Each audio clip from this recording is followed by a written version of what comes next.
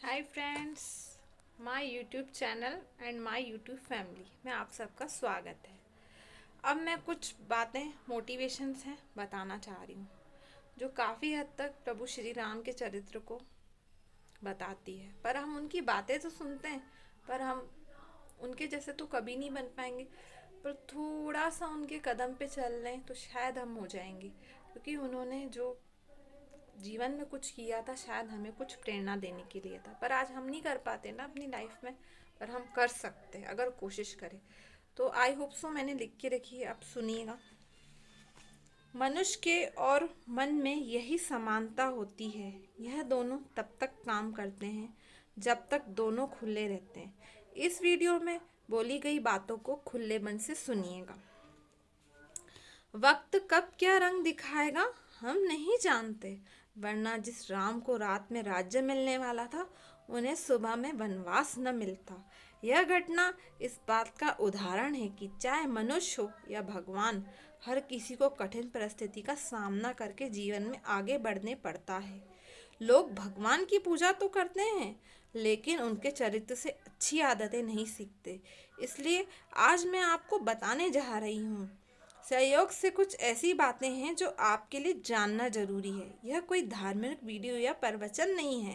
आज की वीडियो में आपको वह बताने जा रही हूँ जो आज के ज़माने में को सही मार्गदर्शन में उतना ही सक्षम है जितना रामायण काल में हुआ करती थी।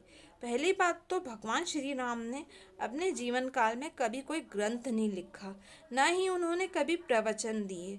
उन्होंने कभी खुद को ईश्वर का अवतार बताकर समाज से कभी बुराई मिटाने का अभियान भी नहीं चलाया। उन्होंने अपने जीवन ऐसा बनाया ताकि लोग उनसे सीख सकें। जीवन में हर आने वाली परेशानी को हंसकर उन्होंने स्वीकार किया और अपने जीवन में एक उदाहरण बताकर यह बताया कि जीवन एक ऐसा सफ़र है जहाँ इंसान को हर तरह का अच्छा या बुरा तजुर्बा मिलता है। अच्छे पलों को तो हम भरपूर आनंद से उठाते हैं और मुश्किल की घड़ियों में अपने भाग्य को कोसने लगते हैं। यह बात को हम सब जानते हैं कि वक्त वक्त कैसा भी क्यों न हो, अपने साथ कोई सबक सिखाकर जरूर लेके आता है। फिर भी कभी कभी उस सीख को हम समझ नहीं पाते, पाने में हम सक्षम नहीं हो पाते। हमेशा हम अपने अपने जीवन काल में उस समय में खोए रहते हैं जिससे हम उभर नहीं पाते। जिसने हमें दुख दिया, इंसान अपने जीवन में आए अपने अपने बुरे या अच्छे वक्त को याद रखता है, पर उसका मतलब यह बिल्कुल नहीं है कि आप अपने बुरे वक्त को लेकर बैठे रहें, बल्कि आपका फर्ज यह बनता है कि आप अपने जीवन की मुश्किल घड़ियों से सीख लें और ज़िंदगी में आगे बढ़ें। रामायण से यह बात साफ साफ अंकित होती है कि दुख से बड़ा शत्रु कोई नहीं होता। दुखी व्यक्ति का साहस खत्म कर देता है, वह व्यक्ति की सीख को खत्म कर देता है और सब कुछ नष्ट कर देता है। कहने का मतलब यह है कि हमेशा अपने आज में जीने का प्रयास करें और बीते गए समय पर वहाँ कभी लौट कर नहीं जाना चाहिए। अगर आप उसके दुख में जीते रहे तो जिंदगी में कभी हासिल कुछ नहीं कर पाओगे।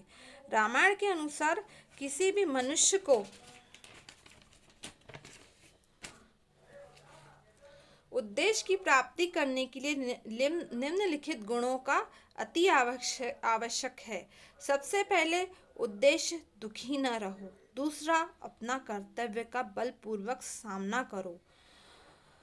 अपनी कठिनाइयों का सामना करना, रामायण के अनुसार हमेशा प्रसन्न रहना कुछ ऐसा है जिसने प्राप्त करना कहने का तात्पर्य ऐसा है। प्रसन्नता और दुख जीवन में आते रहते हैं। प्रसन्नता हमेशा जीवन में ऐसी बनी रहे, इसलिए अपने दुखों से हार कर अपने जीवन का अंत करने में कोई भलाई नहीं होती। सुख और दुख रास्ता जीवन से ही निकलता है। जो व्यक्ति हमेशा मीठा बोलता है, हमेशा अपनी भाषा का ध्यान रखता है, किसी भी स्थिति में बुरे शब्दों का इस्तेमाल नहीं करता, वह व्यक्ति जीवन में सफल जरूर होता है। यह शाश्वत सत्य है कि बोलने से पहले शब्द मनुष्य के वश में होते हैं, लेकिन बोलने के बाद मनुष्य शब्दों के वश में हो जाता है। लेकिन बोले हुए शब्द ऐसी चीज़ है जिनकी वजह से इंसान दिल में उतर जाता है या फिर दिल से ही उतर जाता है। इसलिए हमेशा बातों का ध्यानपूर्वक कहें कि कोई हमें भूल न जाए, ऐसी बातें करिए। लेकिन लोग उन्हें शायद याद रखते हैं।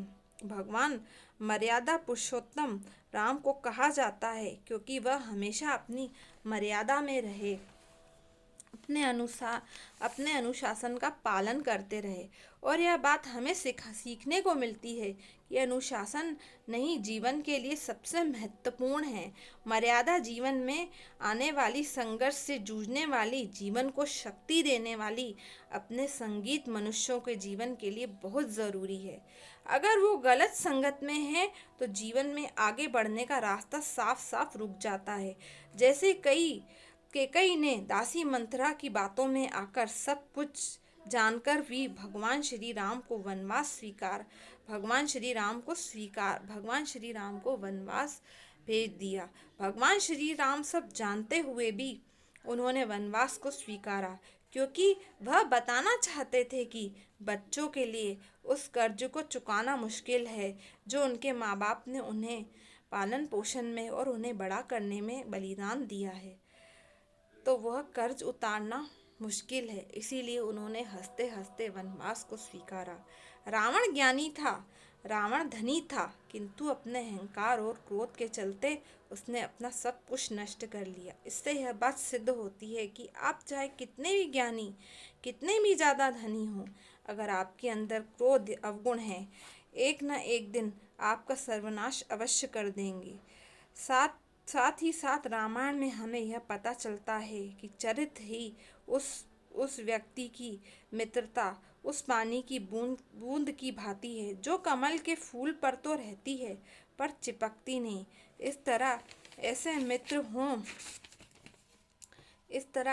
मित्र होने चाहिए जो हमारे साथ तो हों पर वह हमारे ऊपर चिपके नहीं।